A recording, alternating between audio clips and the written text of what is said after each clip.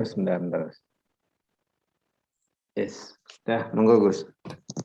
Bismillahirrahmanirrahim. Assalamualaikum warahmatullahi wabarakatuh. Waalaikumsalam warahmatullahi wabarakatuh. Bismillah, alhamdulillah, wassalatu wassalamu ala rasulillah sayyidina maulana Muhammad ibn Abdillah wa ala alihi wa sahbihi wa mawala la hawla wa la quwwata illa billah amma ba'du. Bapak Ibu, saudara sekalian, jamaah Yun Ngaji Fikih yang saya hormati dan mudah-mudahan Allah muliakan, dan tentunya teriring doa semoga kita semua senantiasa ada dalam rahmat dan ridha Allah dalam keadaan sehat walafiat. Puji syukur kepada Allah Subhanahu wa taala yang memberikan kesempatan kepada kita, semuanya dari Allah. Kita hanya menerimanya dan tentu meresponnya dengan sikap syukur, menggunakannya dalam rangka taat kepada Allah taala, sehingga nikmat tersebut akan terus bertambah dan berkembang sehingga kita semua tambah barokah. Salawat dan salamnya semoga senantiasa tercurahkan kepada Rasulullah Muhammad sallallahu alaihi wasallam, juga teruntuk keluarga beliau, para sahabat beliau, para tabi'in, atba'un tabi'in, hingga kita sekalian semoga termasuk dalam jajaran umatnya yang berusaha taat akan syariat dan menghidupkan sunnah-sunnahnya. Semoga kelak mendapatkan syafaatul umat dari beliau di yaumil akhir nanti. Amin ya Allah ya rabbal alamin.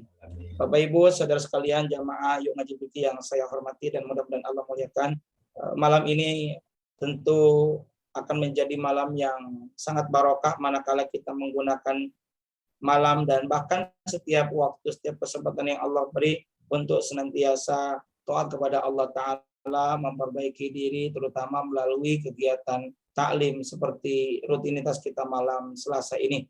Dan tambah barokah lagi pula pertemuan ini meskipun secara daring, namun hakikatnya semua itu adalah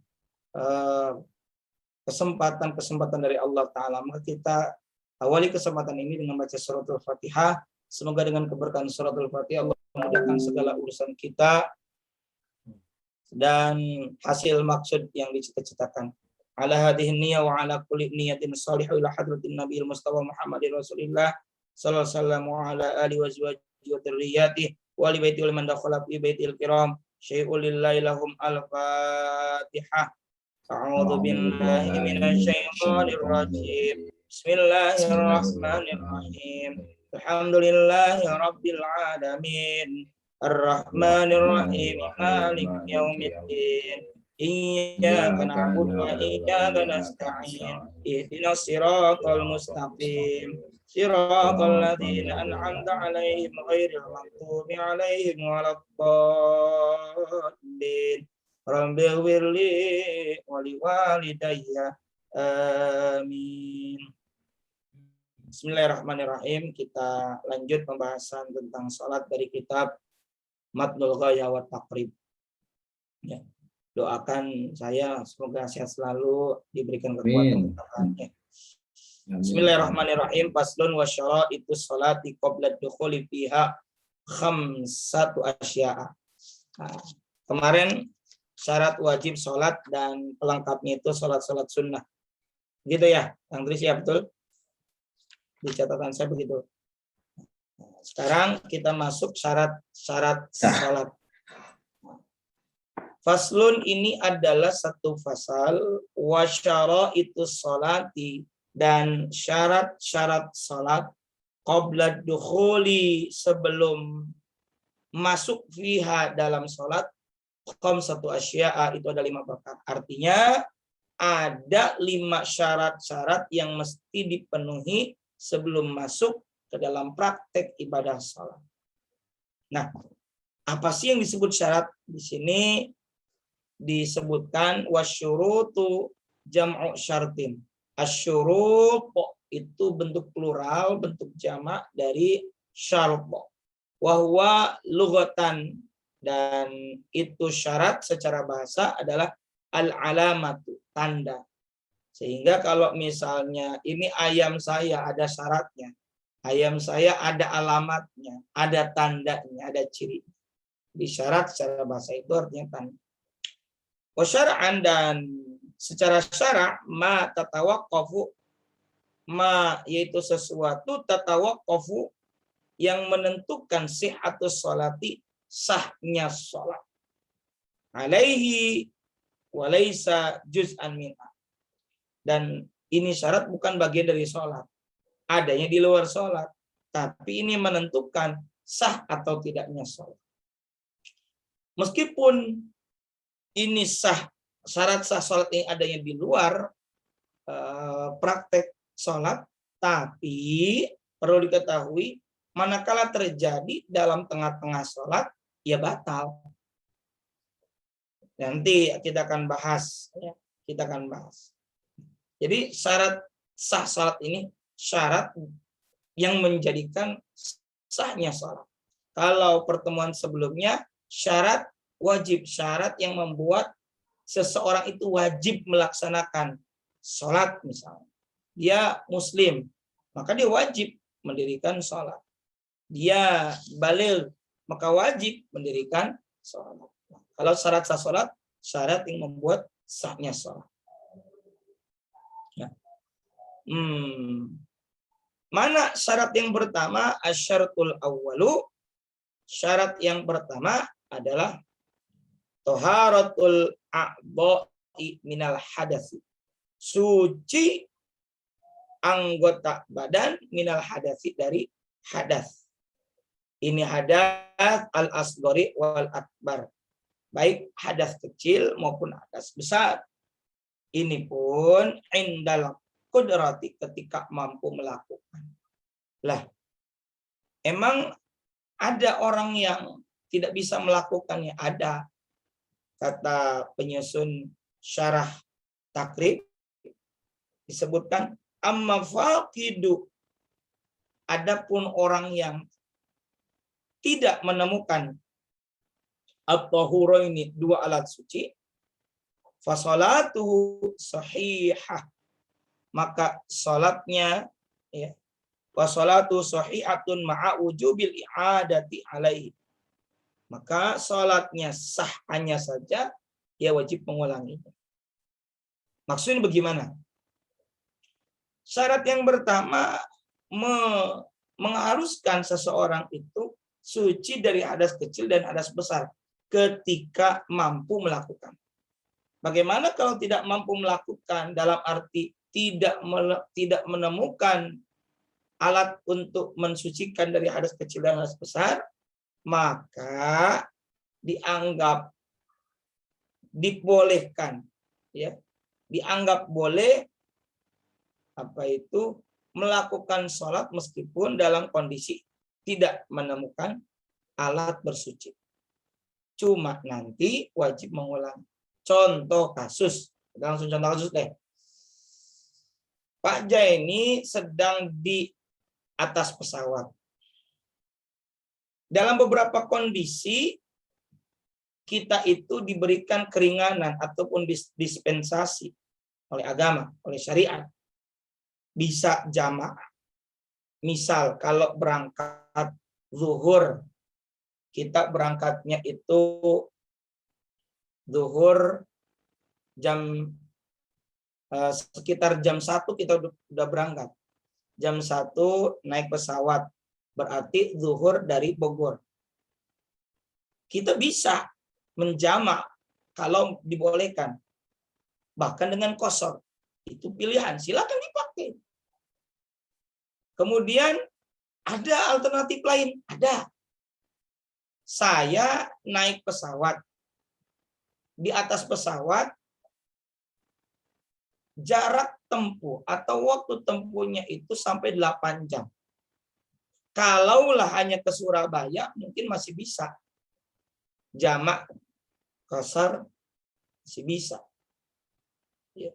Tapi ini dengan waktu 9 jam sampai 10 jam, sampai transit dulu, seperti perjalanan ke Tanah Suci Makkah, ke Jeddah. Lalu berangkatnya itu waktu asar, maghrib, isya, masih ada di perjalanan. Nah, ini bagaimana? Ditambah lagi, mau jamak qashar nggak bisa. Kenapa? Ini nih celananya kena najis dan saya nggak bawa lagi celana, nggak bawa kain, atau di atas pesawat saya nggak bisa bisa wudhu karena air terbatas. Kecuali mungkin bawa spray yang mengeluarkan air dan kita bisa berwudhu, bisa.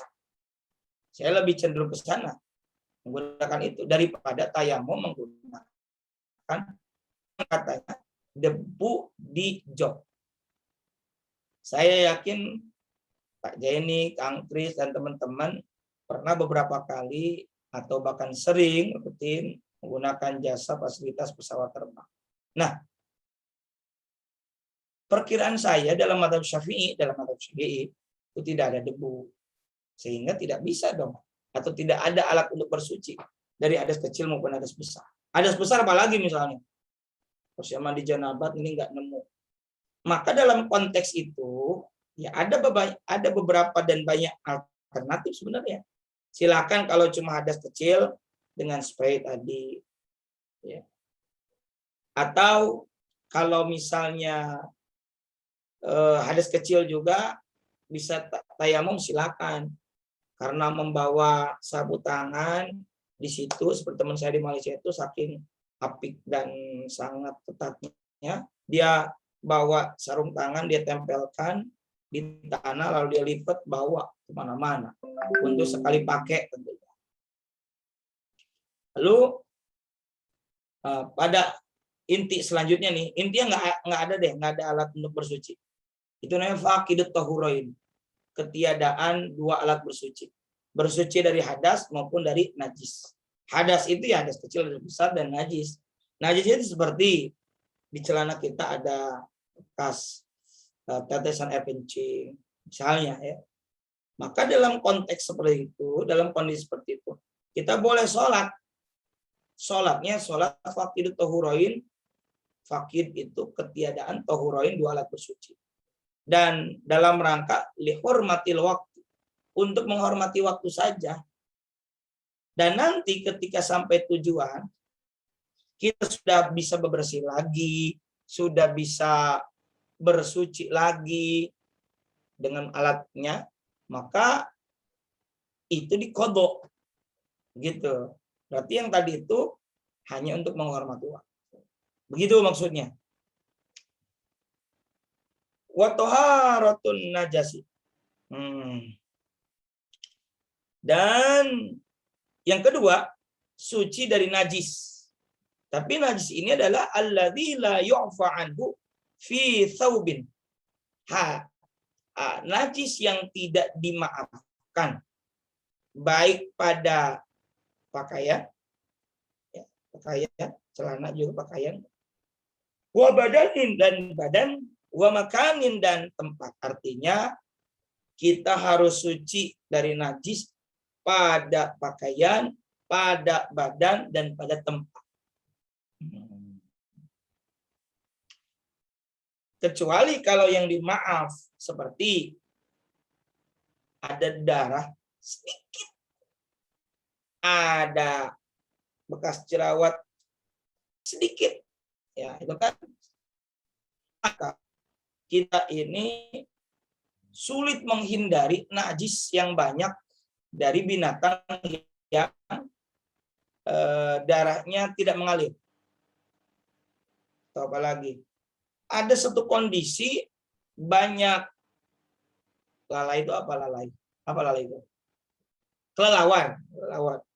Di kampung, di suraunya itu dilanggar atau di masjid musola.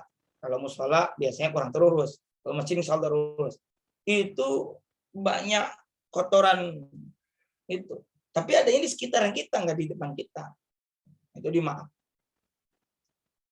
Yang ketiga, wasal itu al-wuqufu ala makanin tahirin. Ala makanin tahirin.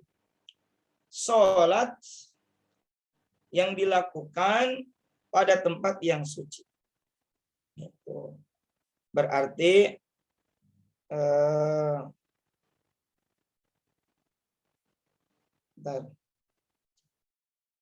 fala tasi'u salatu syakhsin yulaqi ba'du badani aw libasi najasah fi qiyamin aw qu'udin aw ruk'in aw sujudin.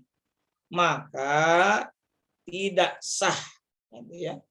Maka tidak sah sholatnya orang yang sebagian badan atau pakaiannya bertemu najis saat berdiri, duduk, rukuk, ataupun sujud. Jadi yang ketiga ini sholat dilakukan pada tempat yang suci. Artinya tempatnya kudu suci. Jangan sampai di tempat yang banyak najis.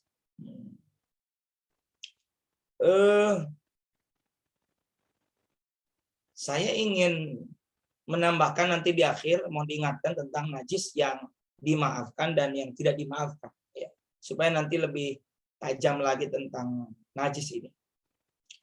Warabi'u, dan syarat yang keempat adalah al-ilmu bidukhulil waqti. Mengetahui tentang masuknya waktu, au dhanni dukhulihi bil ijtihadi, atau menduga telah masuk waktu berdasarkan ijtihad. Namun bukan berarti asal duga atau main duga. Kayaknya udah asar deh. Kayaknya udah zuhur deh. Kata siapa? Dengar-dengarnya atau rasa-rasanya, ini mah sependek perasaan saya saja, nggak bisa.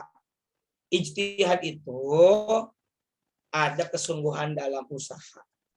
Misal dicek kebenarannya, benarkah sudah masuk waktu? Ditanya kanan kiri, kalau perlu dilihat jam. Ini mah jam aja nggak dilihat, matahari aja nggak dilihat, di sekitaran nggak dilihat, atau televisi radio nggak lihat, ya, googling pun nggak, seenak dewenya saja, seenak udahlah dia saja, nggak bisa. Jadi kudu sungguh-sungguh dalam memastikan tentang masuknya waktu sholat.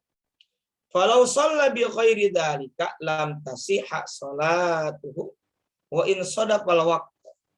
Sehingga seandainya ada seseorang yang melakukan sholat tanpa mengetahui dan menduga masuknya waktu sholatnya, ya, maka ya tidak sah. Meskipun misalnya pas gitu, kita menduga, hanya menduga saja, udah beres, bener nggak ya? Sudah sejam kemudian, tadi itu kita ternyata bener loh, ternyata, bahasanya ternyata, kebetulan. Jadi harus dipastikan, nggak bisa asal-asalan. Kita harus memastikan. Lihat, makanya ada alat kompas, ada kompas untuk kiblat, ada lagi untuk waktu sholat, lantas juga ada internet juga ada, kita bisa mengetahui itu. Benda-benda langit juga bisa kita. Wal khamisu, dan yang kelima daripada syarat wajib, ada syarat sah adalah istiqbalul qiblah, menghadap kiblat. Ayil ka'bati, yakni Ka'bah. Kita yang ada di sini menghadap kiblat. Kiblat itu artinya di sini disebutkan sumiyat kiblatan li annal musalli yuqabiluha wa Ka'bah lirtifa'iha. Ka'bah kenapa disebut dengan kiblat? Karena orang itu adalah yuqabiluha, menghadap ke arah Ka'bah.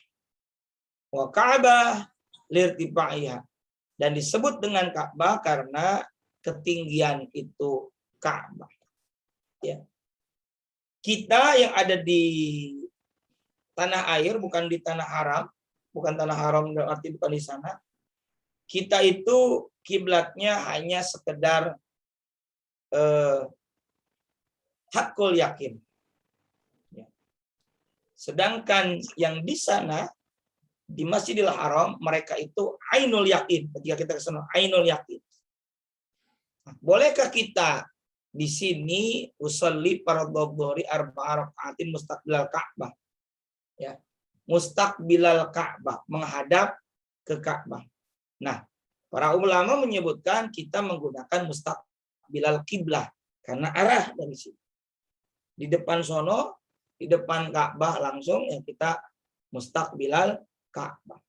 Cuma saya ingin ingetin bahwa ya kita sholat meskipun di depan kita ada bangunan Ka'bah, bukan berarti lantas kita berkata kita menyembah Ka'bah, bangunannya bukan.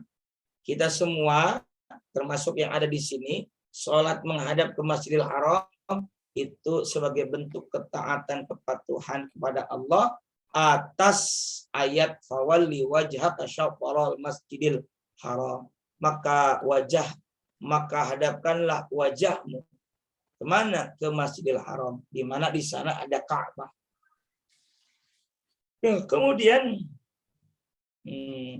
Kemudian juga jangan lantas mengatakan, aduh, sholat depan Ka'bah beneran sholatnya ya, misalnya. Tidak demikian.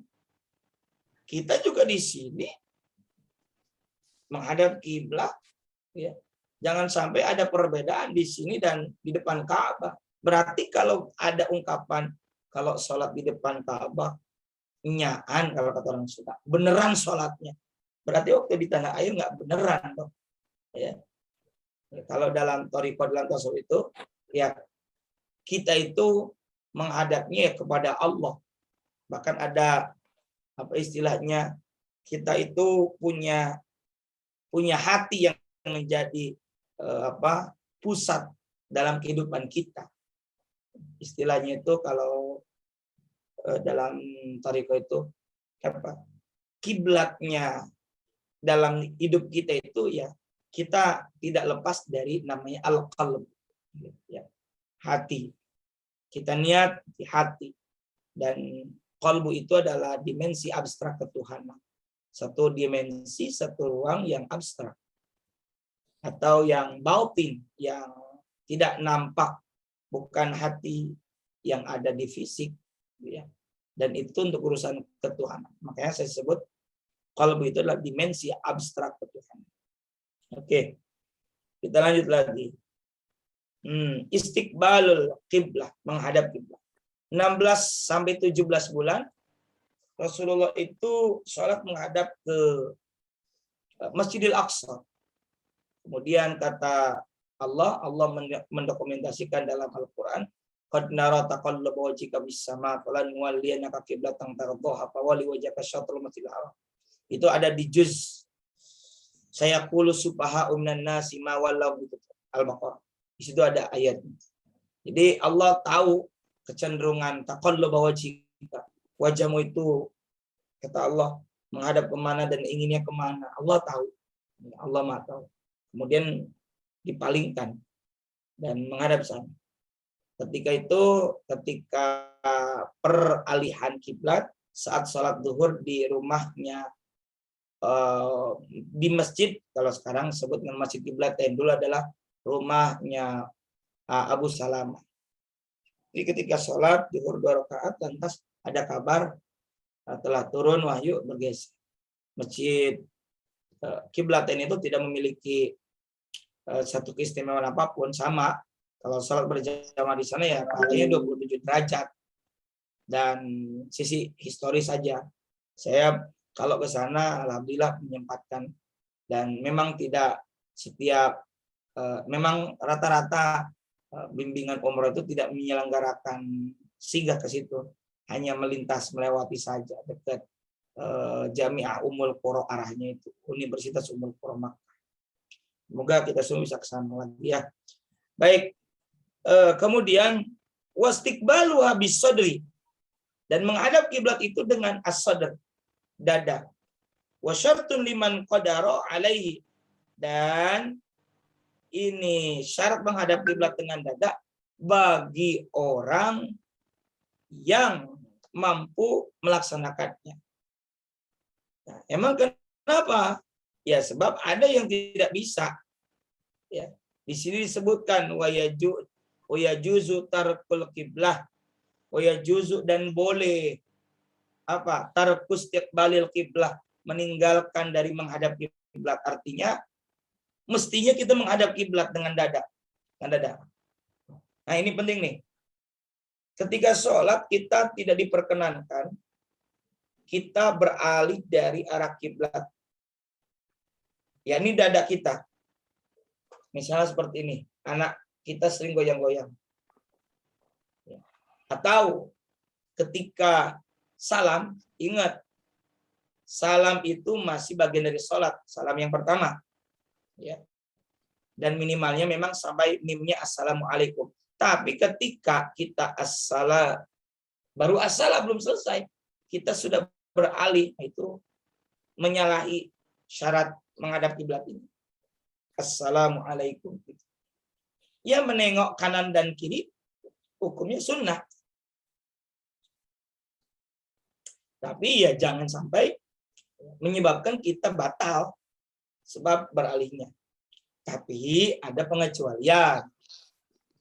Wa yajuzu tarku istiqbalil kiblat, dibolehkan meninggalkan dalam arti tidak menghadap kiblat saat melakukan salat fi halataini, dalam dua kondisi, dalam dua keadaan. Yang pertama fi syiddatil khaufi, dalam kondisi terdesak, yakni sangat takut, bukan takut yang sifatnya biasa-biasa saja. Fi qitalin mubahin fardhan kanatis salatu au naflan, dalam kondisi terdesak ketika melakukan perang yang dibolehkan. Ini baik sholat fardu maupun sholat sunnah. Ya. Ada tuh contoh sholat syiddatul khauf. Misalnya dibagi 2 atau 3 saf. Saf yang pertama Allahu Akbar. Kemudian ruku. Sami Allahu liman hamidah. Tidak, kemudian sujud. Yang belakang, saf yang belakang 2 atau 3 masih berdiri sambil boleh menengok kanan kiri. Ya. Atau syiddatil khauf, contoh yang lain adalah misalnya orang saking terus mempertahankan sholatnya, dia jalan kemudian berbelok atau beralih dari kiblat. Nah, ini dibolehkan baik sholat fardu maupun sholat sunnah. Tentu ini adalah syiddatil khauf. Syiddah itu sangat, alias banget. Khauf, takut, yang sangat takut. Ya. Contoh yang paling gampang lagi, orang sedang kebakaran. Ya, dia tahu bahwa itu kebakaran, dia masih mempertahankan sholat dan dia sambil lari. Ya, nah itu syiddatul khauf juga. Banyak pilihan lah sebenarnya. Banyak pilihan. Wa fin nafilati bisa bari ala rahilah. Yang kedua, kondisi yang dibolehkan tidak menghadap kiblat adalah ketika melaksanakan sholat sunnah di atas kendaraan. Sholat sunnah itu ya.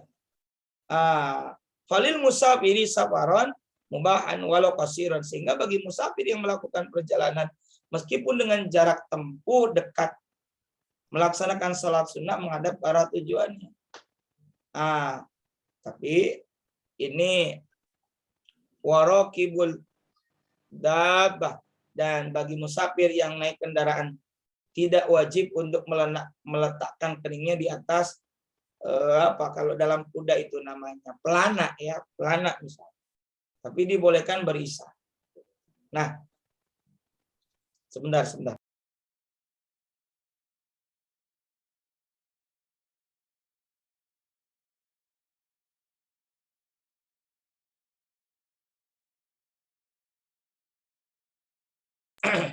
Nah, kita memang tidak berkendaraan dengan kuda memang misalnya.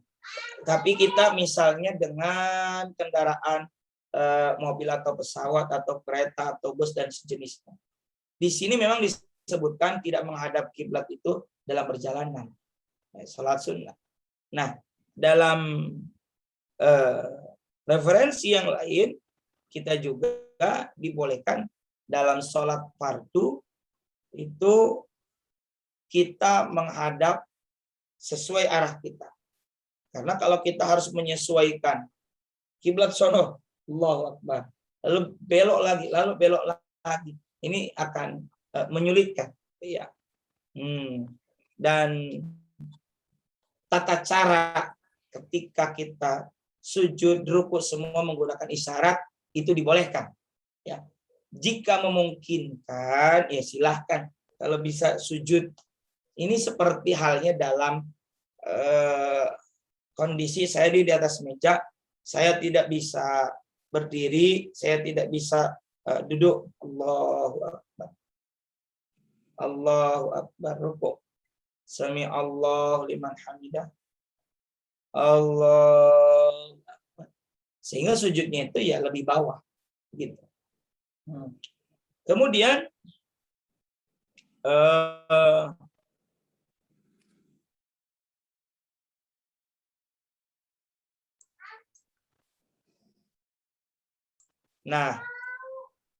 kemudian isyarat. Jadi dengan isyarat. Nah, terakhir saya mumpung ingat tadi tentang najis, ya. Najis, kata Syekh Nawawi bahwa beliau memaparkan ada 4 kategori najis dilihat dari segi bisa dan tidaknya najis tersebut dimaafkan. Yang pertama, najis yang tidak dimaafkan baik ketika mengenai pakaian ataupun ketika mengenai air. Termasuk najis dalam kategori ini adalah umumnya barang-barang najis yang dikenal secara umum oleh masyarakat, seperti air kencing, kotoran manusia dan binatang, ya, kotoran manusia, kotoran binatang, darah, bangkai, dan lain sebagainya. Jika najis ini mengenai pakaian atau air, maka tidak dimaafkan. Pakaiannya jadi najis dan harus disucikan sebagaimana mestinya. Airnya juga menjadi air najis yang tidak bisa digunakan untuk bersuci atau keperluan lain yang membutuhkan air suci. Yang kedua, najis yang dimaafkan baik ketika mengenai air maupun ketika mengenai pakaian. Nah, yang masuk dalam kategori ini adalah najis yang sangat kecil, sehingga tidak terlihat oleh mata yang normal kita nih. Sebagai contoh misalnya ketika seorang buang air kecil dengan tanpa benar-benar melepas pakaiannya, bisa jadi ada cipratan dari air kencingnya yang sangat lembut sekali. Artinya enggak kita juga, yang tidak terlihat oleh kasat mata tentang celana atau pakaian yang dikenakan itu. Nah, tapi dia sebenarnya sudah semaksimal mungkin membersihkannya. Bila pakaian ini digunakan untuk sholat, maka sholatnya dianggap sah. Karena najis yang mengenai pakaiannya masuk pada kategori najis yang dimaafkan. Asal bukan keteledoran. Yang ketiga, najis yang dimaafkan ketika mengenai pakaian, tapi tidak dimaafkan ketika di air. Barang najis yang masuk ke dalam kategori ini adalah darah dalam jumlah yang sedikit. Darah yang sedikit volumenya, bila kena pakaian maka dimaafkan najisnya. Bila pakaian itu dipakai untuk sholat, maka sholatnya masih dianggap sah. Sebaliknya, bila darah ini mengenai air, tidak bisa dimaafkan. Itu najis. Meski jumlahnya itu sedikit. Nah, air yang terkena darah ini bila volumenya kurang dari 2 kullah, dihukumi najis. Meski tidak ada sifat yang berubah. Namun kalau volumenya lebih dari 2 kullah, ya, atau lebih, maka dihukumi najis bila berubah, ya, sifat, warna, bau, dan rasanya. Gitu. Dan yang keempat, najis yang dimaafkan ketika kena air, namun tidak dimaafkan ketika kena pakaian. Dimaafkan ketika kena air, tapi tidak dimaafkan ketika kena pakaian. Nah, yang termasuk kategori ini itu contohnya bangkai binatang yang tidak memiliki darah pada saat hidupnya. Seperti nyamuk, apalagi kecoa, semut, kutu rambut, dan sejenisnya. Nah, maka bangkai binatang-binatang ini bila kena air, dimaafkan najisnya. Tapi bila kena pakaian, maka tidak dimaafkan najisnya. Sebagai contoh, misal Kang Kris melakukan sholat dan melihat di pakaian yang kita kenakan, yang Kang Kris kenakan, ada semut yang mati. Ada semut. Maka sholat sholat tangkris ini menjadi batal jika tidak segera membuang bangkai semut tersebut. Kenapa? Ini karena bangkai binatang yang tidak berdarah tidak dimaafkan najisnya bila mengenai pakaian. Gitu. Nah, jadi yang keempat ini najisnya dimaafkan ketika kena air, tapi tidak dimaafkan ketika kena pakaian. Jadi kalau kena kita buru-buru dibuang. Begitu. Saya kira nanti lah bisa ditanyakan yang lain-lainnya. Najis ma'fu ini memang banyak sekali kasuistiknya memang ya. Itu saja dulu Kang Riz. Jika ada pertanyaan kami silakan. Langsung aja, silakan kalau yang ingin bertanya. Kelihatannya ada ini Pak Ceni, terus Mas Reza. Assalamualaikum Ustaz. Waalaikumsalam. Izin bertanya Ustaz. Kebetulan malam ini banyak pula nih pertanyaannya. Waduh. Yang pertama nih tentang siddatil khauf. Ini siddatil khauf ini sama seperti sembahyang dalam keadaan perang Ustaz ya? Ya. Pertanyaannya, kan dia tadi ada sampai 3 saf gitu Ustaz ya? Ya contohnya itu. Pertanyaannya, yang jadi imamnya itu harus menunggu saf yang kedua dan ketiga atau bagaimana Ustaz? Baik. Yang menjadi imam. Baik. Terus yang kedua, jika ada musuh, lalu kita berperang nih Ustaz. Nah, keadaan sholatnya itu seperti apa?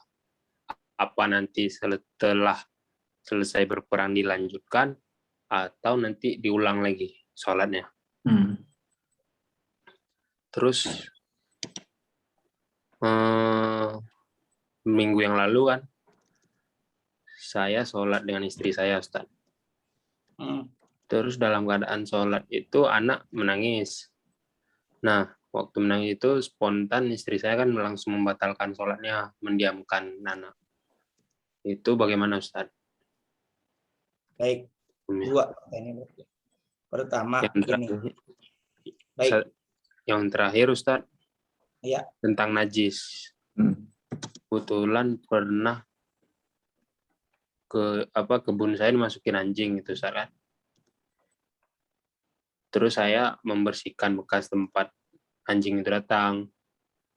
Nah, kan tangan sama pakaian itu mungkin udah kena najis ya. Terus saya mensucikan dirinya itu dengan cara mandi. Mandinya saya ambil tanah, campur dengan air dalam ember gitu Ustaz, siram sekali. Terus saya siram sama air yang lain yang suci 6 kali. Apakah benar seperti itu caranya? Baik. Baik. Pertama. Baik. Tentang siddatil khauf. Ini contohnya misalnya ketika dalam peperangan. Peperangan ya. Salat siddatil khauf saya artikan dulu ya.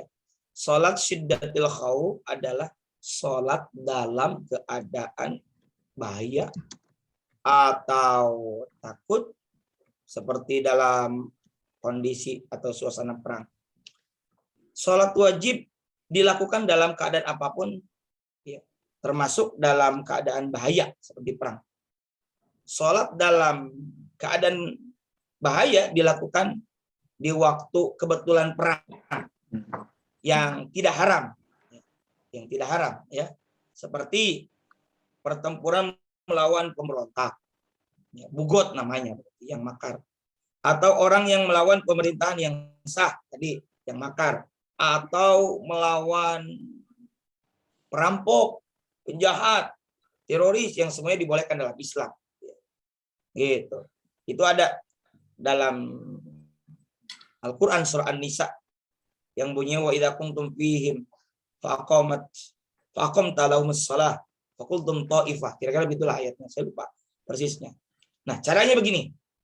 Caranya itu sebenarnya ada dalam tuntunan baginda Rasul dalam hadis Sahih Muslim, itu panjang sekali.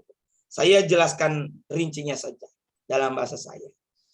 Cara sholatnya, ya, jika musuh berada di arah kiblat,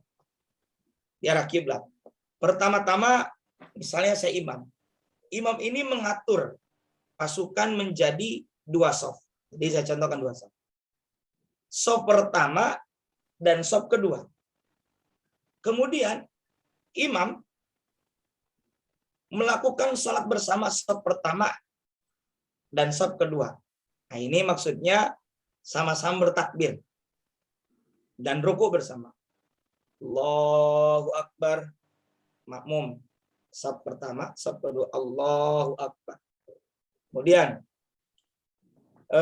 imam dan shaf pertama melakukan sujud.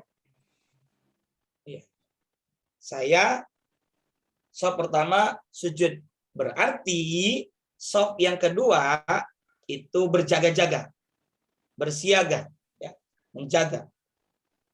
Lantas setelah imam dan makmum di shaf pertama ini berdiri, ya, maka shaf kedua lantas sujud, ya, ruku bareng tadi, ruku bareng. Ya. Shaf kedua sujud, imam dan makmum di shaf pertama berjaga-jaga. Begitu selanjutnya, begitu seterusnya. Saling bergantian menjaga musuh.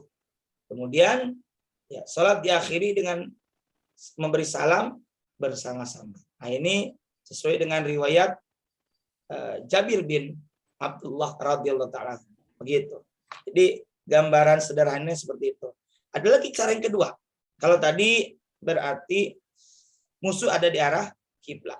Bagaimana kalau misalnya musuh itu berada di luar arah kiblat, tidak di arah kiblat intinya?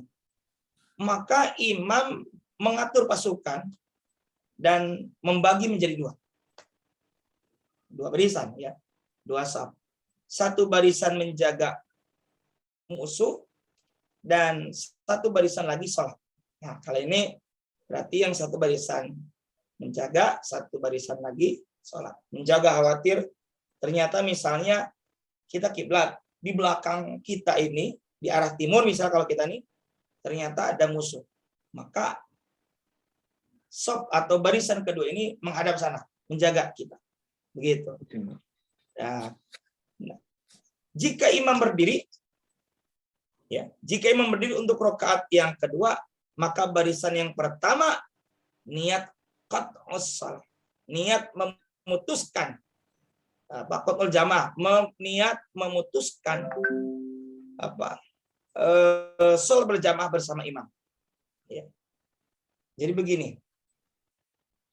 imam sholat baru dapat 1 rakaat, makmum shaf pertama baru dapat 1 rakaat. Makmum yang di shaf pertama ini niat al-qat'u, memutuskan dari imam.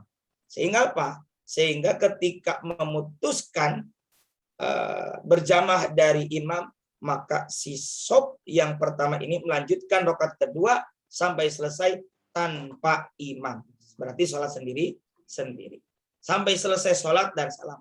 Lalu ini orang yang ada di shaf pertama gantian dengan yang tadi berjaga-jaga. Yang berjaga-jaga ikut bersama imam. Imam masih sholat.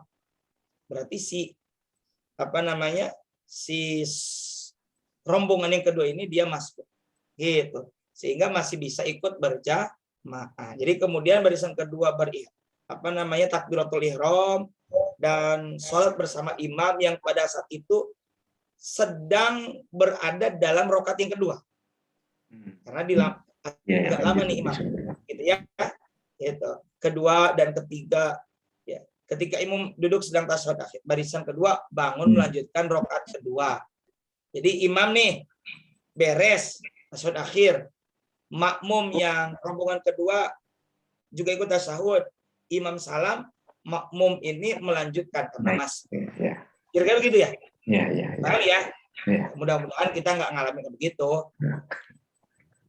Tapi kita jadi tahu, itu jadi wawasan. Saya pun mengingat-ingat ya, karena itu kan bukan ilmu tiap waktu kita pakai, gitu. Tapi sebagai wawasan bagus. Kemudian yang kedua, bagaimana misalnya Pak Reza ini sholat berjamaah dengan istri. Izin Ustaz, Sedangkan yang kedua tadi kalau ada musuh Ustaz. Kalau Kalau pas ada lagi sholat itu ada musuh, kita berperang dahulu baru kita selesaikan sholatnya, atau kita berperang lalu sholatnya ulang dari awal. Oh, berarti ini sangat genting gitu ya. Ceritanya gitu. Yang sholat Berarti ini sangat genting di extraordinary dari yang tadi lah kira-kira begitu ya.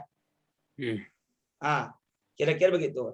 Nah, Pak Reza, kalau misalnya dalam keadaan gawat, jika dalam keadaan gawat ya, dan imam tidak bisa mengatur, maka masing-masing bisa melakukan sholat semampunya, sebisanya, ya, sebisa-bisanya. Dalam keadaan berjalan kaki, berlari, atau mengendarai kuda misalnya, atau tank, dengan menghadap atau tidak menghadap ke arah kiblat. Yang penting sholat harus dilakukan. Yang penting sholat dilakukan dan caranya bebas, tanpa ikatan. Karena kata Allah dalam surah Al-Baqarah ayat 239, fa in khiftum farijalan aw rukbanan. Jika kamu dalam keadaan takut atau bahaya, maka sholatlah sambil berjalan atau dalam kondisi berkendara. Itu jawaban saya, Reza ya. baik Ustaz. Ya, kalau kita menangkapnya begini substansinya, saking betapa pentingnya sholat. Begitu loh. Ya. Oke, yang ketiga berarti istri sedang sholat berjamaah dengan kita. Lalu anak nangis begitu ya. Anak nangis. Bagaimana nih? Sholatnya dibatalkan atau tadi kasusnya bagaimana? Tadi dibatalkan Ustaz. Istri langsung pergi gendong anak. Ya, gimana? Ya, itu Tadi sebenarnya pilihan. Itu hampir mirip sebenarnya begini. Kita sedang sholat Id atau sholat Jumat, sampai keluar, sampai ke dekat jalan. Lalu ada anak, kita bawa anak, hampir keserempet motor atau mobil. Ya, pilihannya ya banyak, diantaranya kita sedang sholat, lalu kita respon menyelamatkan atau bahkan kita jalan, itu boleh ya, karena tadi untuk menyelamatkan situasi. Yang kedua, kalau mau dibatalkan juga itu tidak apa-apa, gitu ya, tidak apa-apa, gitu Pak Reza. Oke, jadi tidak salah. Kemudian bagaimana kalau misalnya kena najis sedang dalam kondisi najis apa tadi? Najis anjing, najis berat ya. Bukan ladah. Najis anjing. Kena apanya? Jadi saya kan bersih-bersih kandang ayam saya, terus karena ada masuk anjing. Cuman waktu lagi saya bersihin itu, dalam hati saya udah kena najis ini pasti. Karena anjingnya main-main dalam kandang. Jadi kena badan berarti? Iya, dalam hati saya kena badan ini, kena tangan atau kena baju gitu, Ustaz. Sebenarnya dipastikan bahwa najis itu mengenai apa. Kalau menurut kita mengenai tangan, ya cukup tangan kita. Ya. Kalau kena kaki, ya cukup kaki. Ya, cara mensucikannya adalah dengan 7 kali basuhan. Salah satu basuhannya adalah menggunakan campuran tanah, gitu ya. Atau zat yang dibolehkan dalam syariat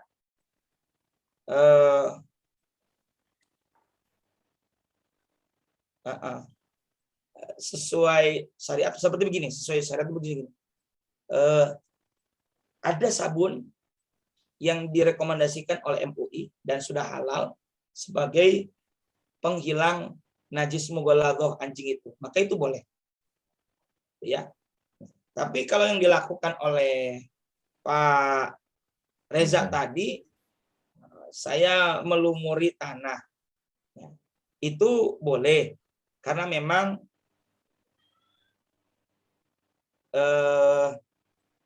saya terganggu, ini ada WA.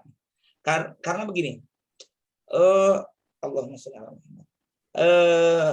Karena pada dasarnya dua yang kita lakukan itu, satu sebagai bentuk ketaatan, yang kedua sebagai bentuk kesehatan. Ya, sebentar.